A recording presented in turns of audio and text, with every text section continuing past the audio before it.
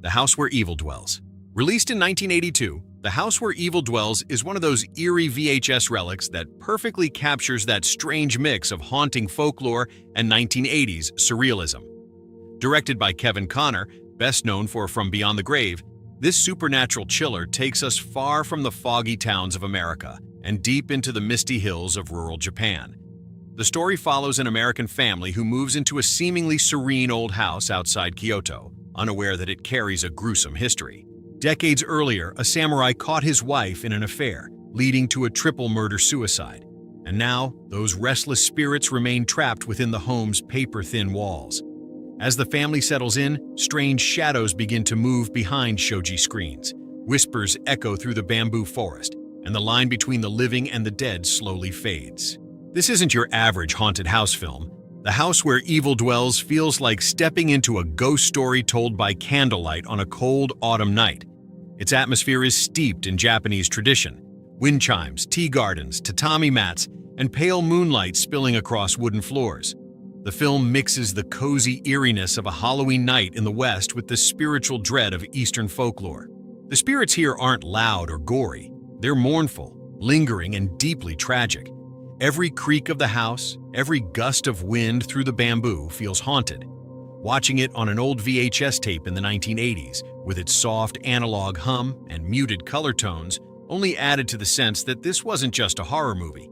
It was a ghost gently whispering its story through static. Kevin Connor's direction combines Gothic framing with Japanese cinematic grace. The cinematography, handled by Ronnie Taylor, Gandhi, is drenched in golds and shadows, capturing the beauty and sorrow of Japan's countryside. The camera lingers on sliding doors, paper lanterns, and reflections, creating a sense of quiet dread where even silence feels alive. The film's ghost effects, achieved with simple optical illusions and layered exposures, have that classic 1980s charm, eerie but never excessive. Tangerine Dream-style synths mix with traditional Japanese strings to create a dreamlike rhythm that perfectly fits the VHS era's haunted aesthetic. Starring Edward Albert, Susan George, and Doug McClure, the performances balance American skepticism with Japanese mysticism.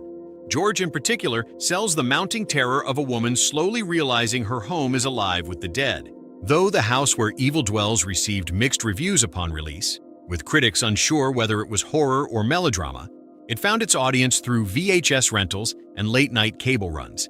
Its cover art, showing a demonic face bursting through the paper walls of a Japanese home, became a staple of video store horror sections, the kind of tape that curious viewers couldn't resist picking up. Today, The House Where Evil Dwells stands as a fascinating fusion of East meets West horror, an early attempt to bridge cultures long before The Ring and The Grudge brought J-horror into the mainstream. It's rarely streamed, but collectors treasure its original VHS release for both its rarity and its haunting imagery. The film has been remastered in recent years, and though its pacing feels slow compared to modern jump-scare cinema, that's exactly what makes it special. It invites you to sit in the silence, to feel the chill, to hear the ghosts breathing softly just beyond. Bloodbeat, 1983. Deep in the Wisconsin countryside, Sarah travels home with her boyfriend for Christmas, expecting a quiet family holiday. Instead, she discovers an unsettling presence lurking in the woods and within herself.